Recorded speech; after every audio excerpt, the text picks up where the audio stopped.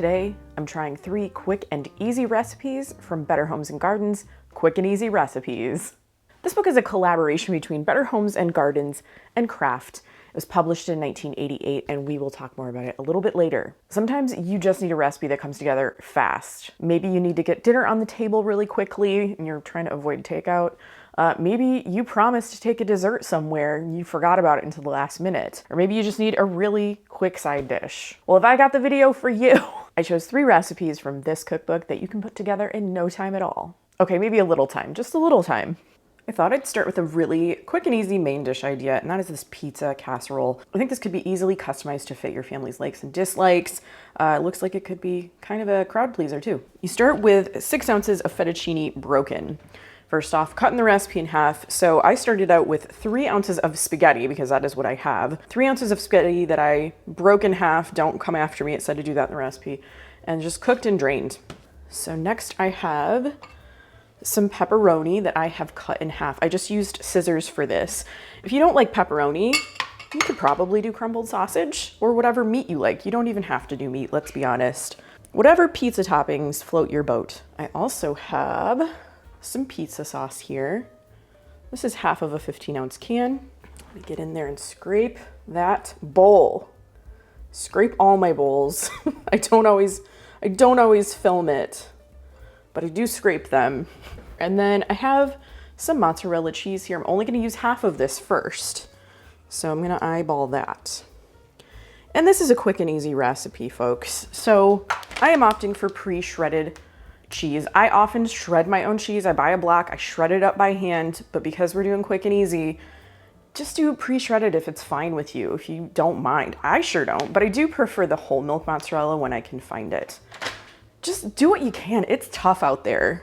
Make some allowances for yourself and don't let anybody yell at you or, you know, bring you down because you used pre-shredded cheese.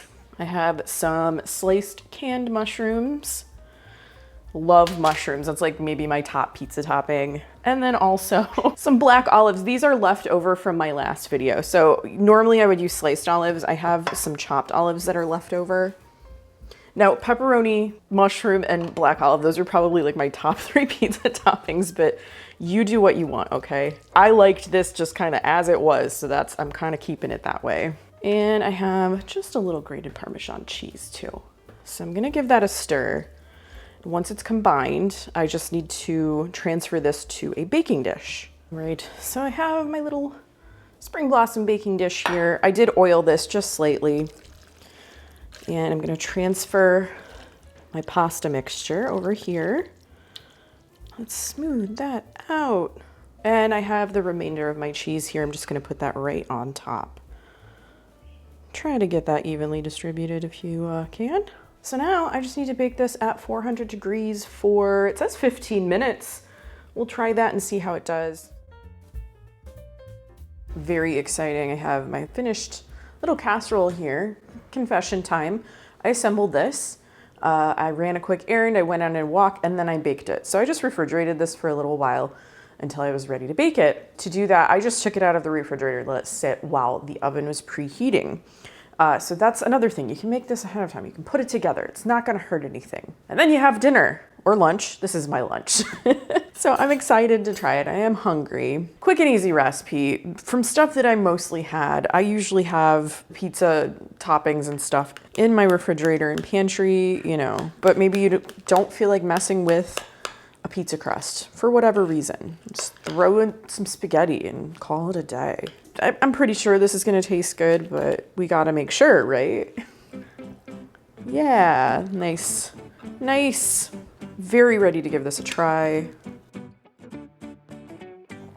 It tastes like pizza and spaghetti at the same time, and I'm not mad about it. What an easy dinner this could be. If you don't have a lot of time, you don't want to get takeout, and heck, for me, takeout a lot of times takes just as long, if not longer, to get than it does to throw something together real quick like this. So I thought it was time for another little library haul, a library interlude, if you will, because it's been a while since I have done one of these, but I love my library.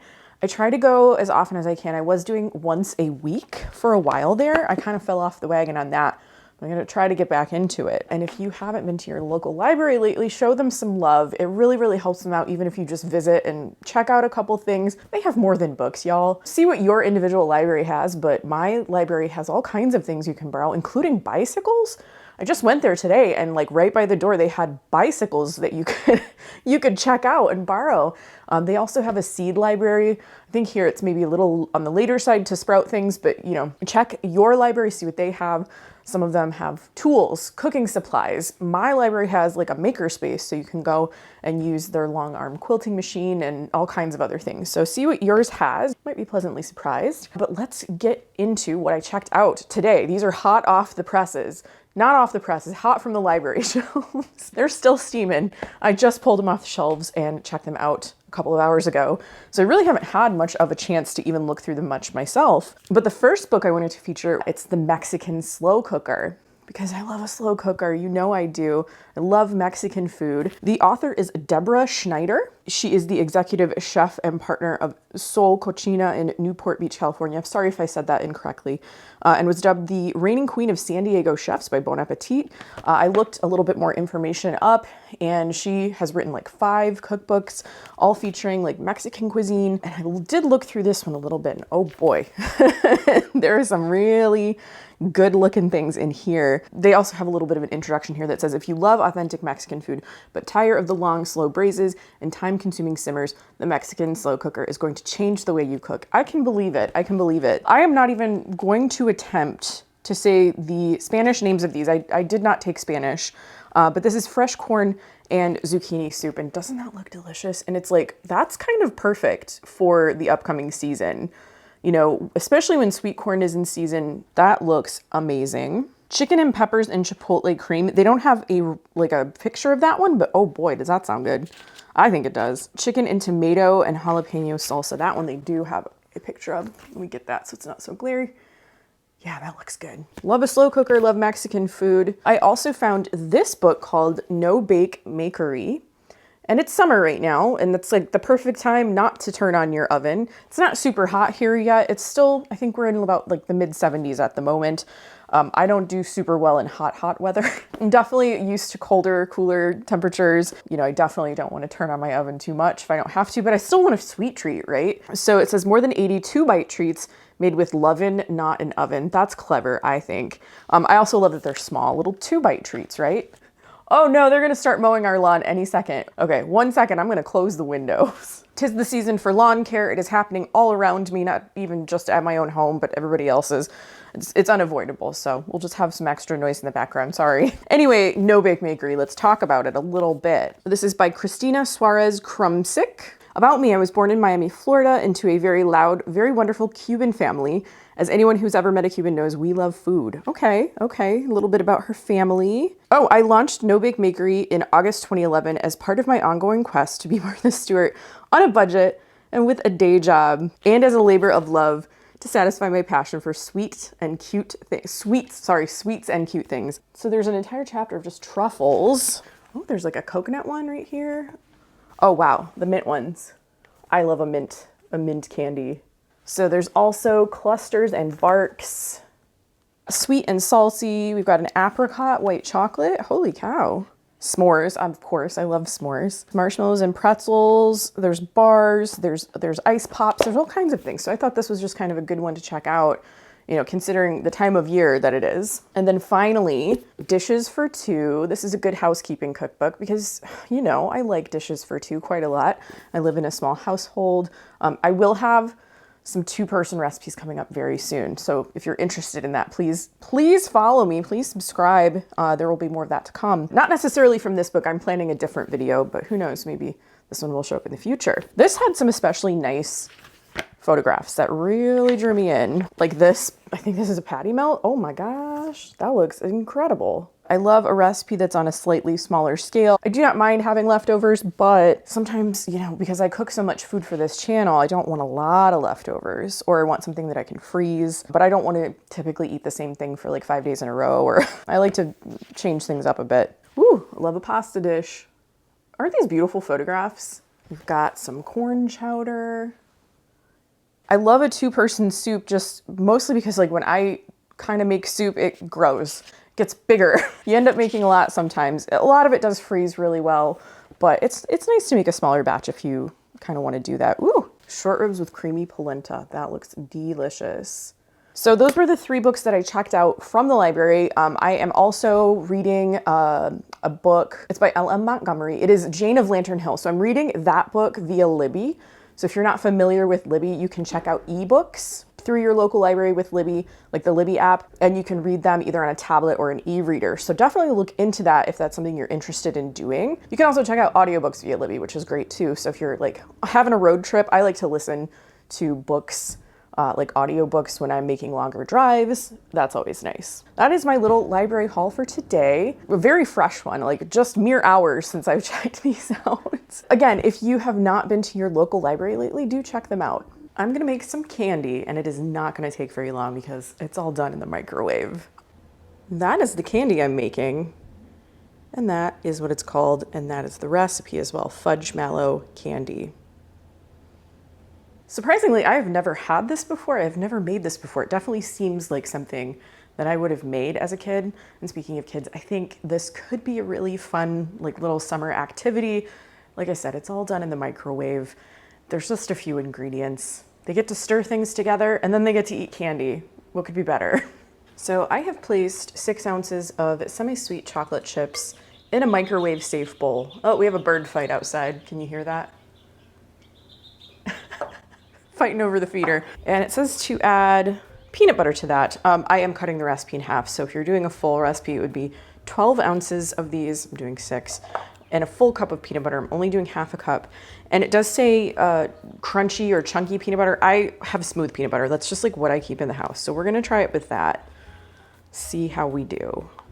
So now I have to microwave this for, it says 2 to 3 minutes.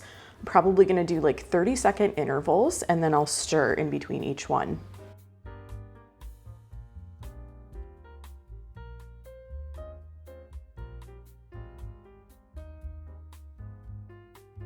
That took me about 1.5 minutes. The recipe says to microwave 2 to 3 minutes on 50% power. I didn't adjust that on my microwave. I just did 30-second intervals and I stirred between each one. And you know, the residual heat from the bowl is also gonna like help melt that chocolate. So we have a nice smooth peanut butter and chocolate mixture here. And now I'm going to fold in 2 cups of miniature marshmallows.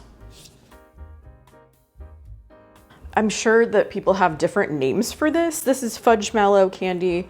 This seems like the type of thing that people would have like different things that they call it depending on their family or where they're from. So if you have something like that, let me know. Okay, I think that's well mixed enough. So now I have to pour this into a greased pan. It says a 9x9 pan if you're making the full recipe. Because I'm making half a recipe, I'm gonna try it in one of my little Corningware 1-quart casserole dishes. I went with Spice of Life because I feel like this is maybe the casserole dish that someone would have had when this cookbook was published. Smooth it out. I think this is gonna be perfect. I love these 1-quart casserole dishes. They are my favorite. I use them for a lot of things. They fit into my toaster oven, so I can even bake in them, which is nice. Just perfect for small batch recipes. Let's try to get as much of that chocolate in there as possible, right? Hopefully I greased this dish well enough too.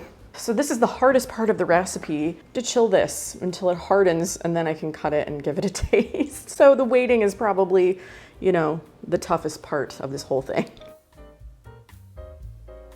This didn't take very long to harden at all.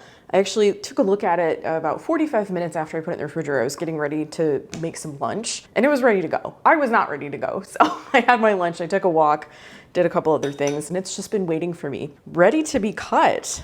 So what I did is I took my knife, ran it under some hot water and dried it off. I think that's gonna help me get through the chocolate here.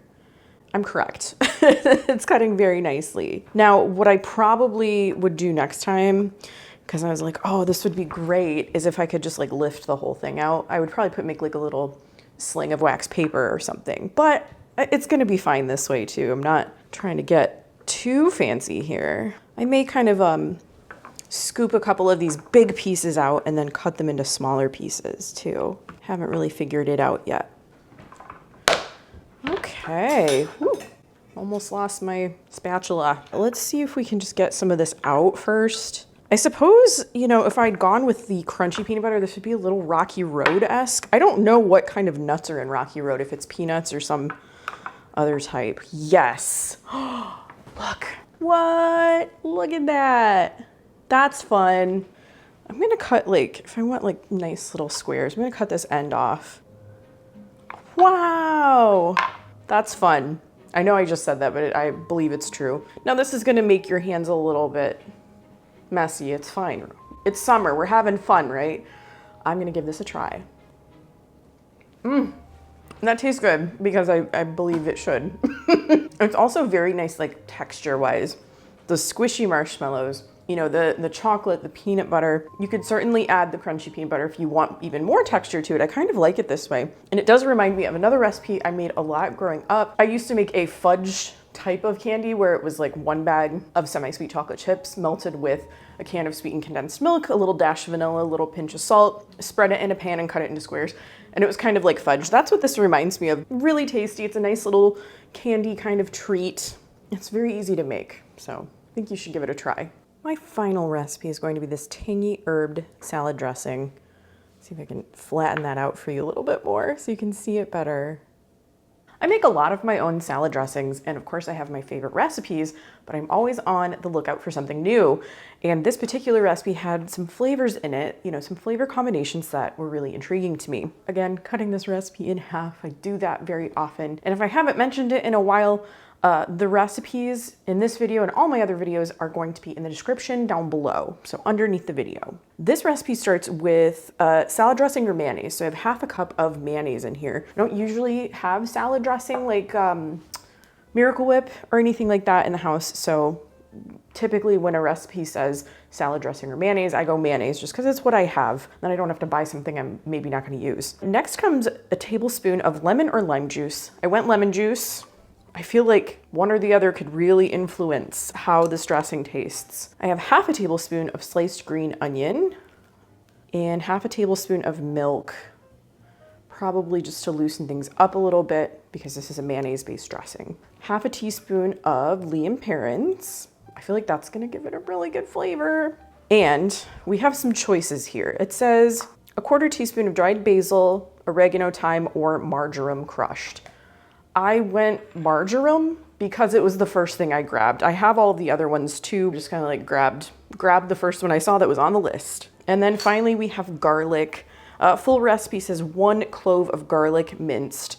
I just went with like a small single clove of garlic since I'm cutting the recipe in half. You can also substitute a little bit of garlic powder if you don't have fresh garlic. That's all she wrote. Okay, so we have everything in here and I'm just gonna whisk it together.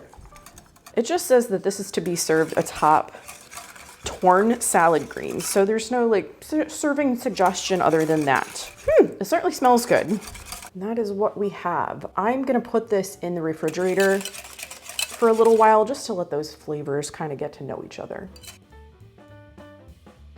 All right, I just have my tiny little kind of like sized salad. I just did torn salad greens, but you could do any number of toppings or whatever you want with your salad. You could have a whole salad bar of options. I kept it really basic because I want to try the dressing just kind of like on its own.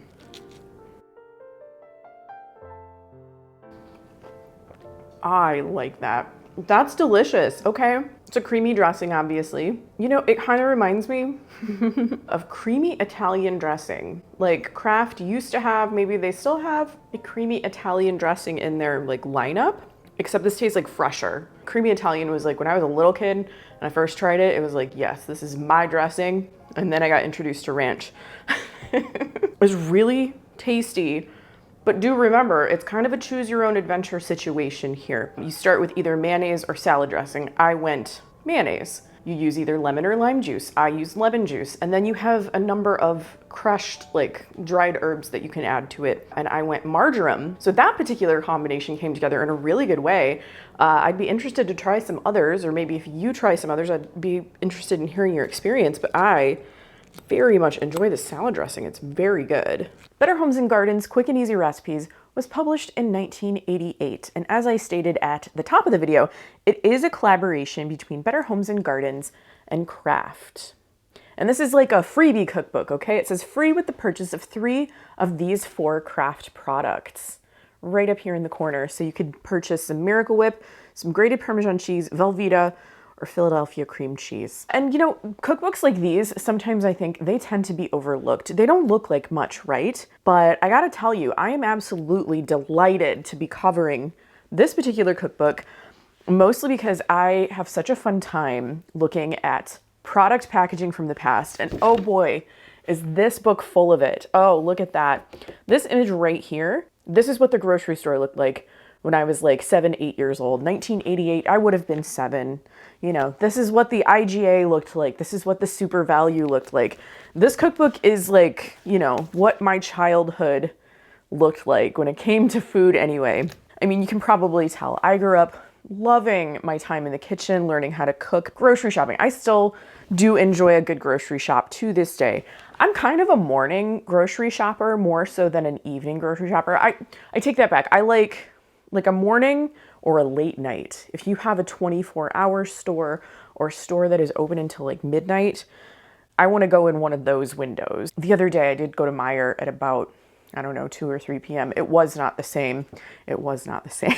This book, it does have a lot of like 80s vibes to it, while still maintaining the Better Homes and Gardens image here. This sort of gingham, this like bias gingham kind of look. And because this book is from 1988, there is no shortage of microwave recipes in here. I covered one of them.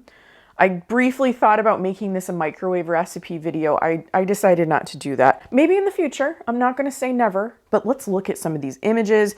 Yeah, there's a lot of photographs in here, which is like lucky for me because this is the stuff, right? This is nostalgia for me. In this 2-page spread, we feature Kraft sandwich spread. I don't know if they still make it today. I feel like in the last few years, I do see it pop up occasionally. We've got the Kraft grated Parmesan cheese, Velveeta, good old Velveeta. There are some products in this book that I am pretty sure they do not make anymore. Yeah, this like chicken applause. I think that's some sort of like season mix or shake and bake. I've not seen it. Or, you know, companies, they buy each other, they sell each other. You know, I don't know what what products still remain in the line because of that. So we have some more chicken applause information. It says oven baked dinner, 3 cheese, chicken, and rice. Okay, so maybe like a seasoning packet with the addition of a side dish. That is definitely not something that I really remember. And there are some recipes in this book that utilize chicken applause. So I couldn't make those, you know, unless I could find a reasonable substitute. I wasn't really thinking about looking for that at this time. Your appetizers, your main dishes, your snacks, your desserts, a little bit of everything in here, all of it quick and easy, like very quick. We've got all of these crackers with like different toppings and stuff on them. Some really, really creative combinations here. We've got rye crackers with cream cheese and sardines. I feel like that could potentially be very popular right now. Canned fish is having a moment. I haven't, you know, gotten into it. I don't know if I will, but if you like it, that's great for you. I'm so happy that, you know, the selection has increased, the quality. There's so many delightful canned fishes out there with beautiful packaging. We've got graham crackers with peanut butter and mini chocolate chips and coconut. That kind of sounds good. A combination of mayonnaise and Parmesan, and then you put them on Melba toast rounds. Actually, that sounds really good.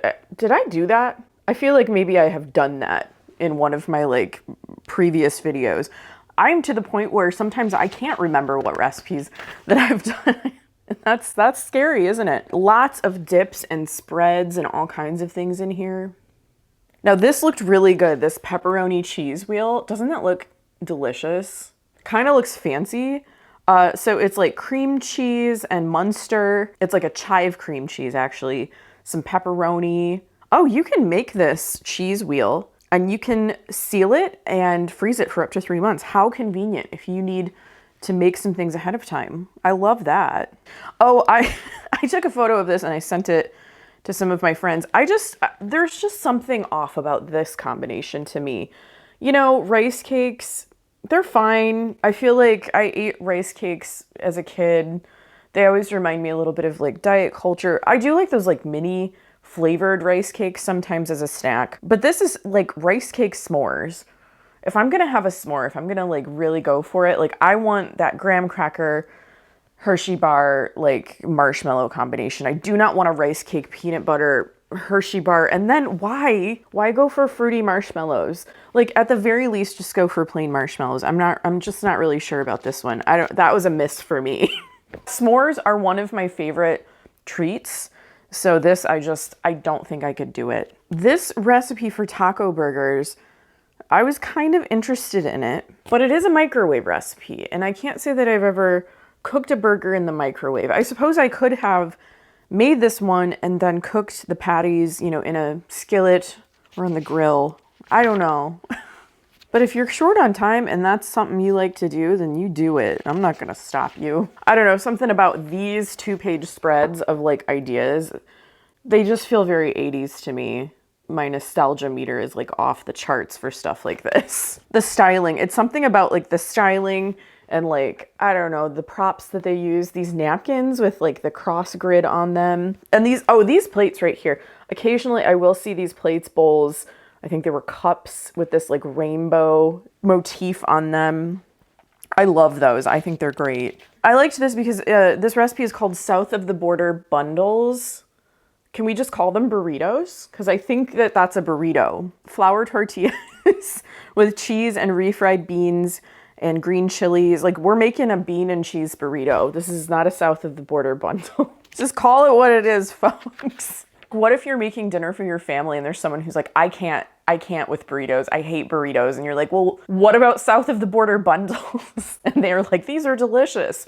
You just ate a burrito. Layered Reuben salad. So it's like a shredded cabbage salad with, there's some lettuce in there, and you have Thousand Island dressing, corned beef, egg slices, Swiss cheese, and then you have some like crushed Melba toast on top. I think that could be really good, actually. I think that would also be kind of fun to take to a picnic or something. That could be neat. 7-layer salad, what a staple. But it's kind of like a salad in a trifle bowl, right? The visual impact is very important with that one. We have, ooh, okay, I almost made this as like a little bonus, and I still maybe will make it sometime. This mayo Parmesan bread. That's kind of like that, actually the same recommendation they made for those crackers I just talked about earlier. Mix the mayo and the Parmesan cheese and then like spread it on crackers and broil it. It's the same thing, except it's bread. I have had something similar to this as well, where you mix like mayonnaise with olives and cheese, and then you broil it on slices of bread. This mocha rum cheesecake does look very tempting, I must say. I forgot about these guys. Look, surprise! Caramel apple people. Yes, that is what they are.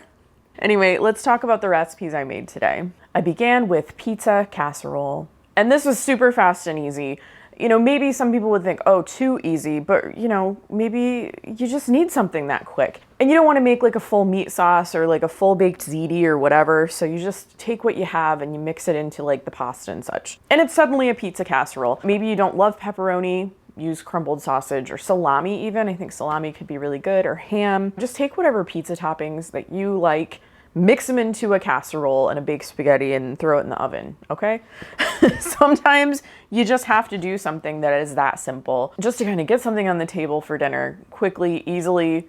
You know, it was warm, it was delicious, it was satisfying. It made a very good lunch for me. I actually have leftovers and I'm sure that's gonna reheat really well too. You know, I did make it slightly ahead of time, not a lot. So you could definitely assemble this the day before or the morning that you're planning to eat it and then bake it off later. And this is just one that like makes it really easy to customize to your taste or your family's taste. And sometimes you just need something that is this simple. My next recipe was Fudgemallow Candy. Another quick recipe for a very delicious little sweet treat. Maybe you just need a little something and you have a few things in your pantry This was very quick to put together. After you make it and cut it, keep it in your refrigerator. It does soften a bit if you let it sit out, but I don't mind. You know, I don't mind keeping it in the fridge. It is a little dangerous to keep in the fridge though, because you just kind of go in there and you have a little piece. And you do that a few more times than you mean to. Just had those 3 ingredients. I think I also mentioned that this might be good to make with kids. Very few ingredients. It's all done in the microwave, you know, and it's just kind of like some combining, some stirring. It's not too complicated. It's very difficult to mess this one up, I think, unless you microwave the chocolate for too long. So this would be a great dessert too, if you need to take something somewhere and you forgot. Could make this. It doesn't take very long to put together. This does have some chill time, but it's not even that long. It was ready at 45 minutes. I just wasn't ready to cut it yet. My final recipe was tangy herbed salad dressing. And I talked a little bit about how I love to make my own salad dressing. You usually end up with something that tastes a little bit fresher, and you don't need too many ingredients. And wow, this one was so good.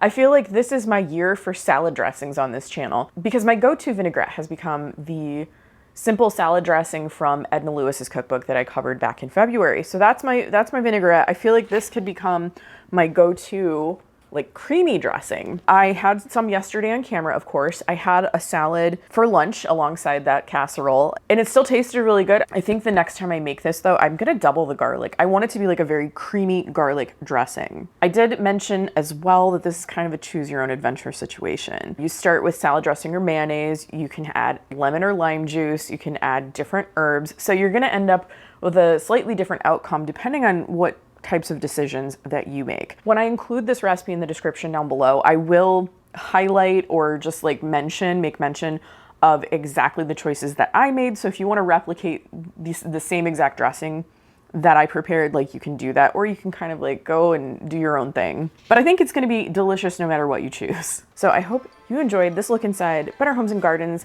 quick and easy recipes from 1988. Speaking of, do you love Better Homes and Gardens cookbooks and recipes? I have an entire playlist and I'll link it in the description down below. I'd like to say a special thank you to my Patreon supporters. If you'd like to join us over there, I'll leave a link in the description so that you can do that. I hope you liked this video. If you did, please give it a thumbs up, share it with a friend, and subscribe to my channel if you haven't already. I post videos about food, vintage cookbooks, and retro recipes every week. Thanks again for watching, and I'll see you in my next video. Bye.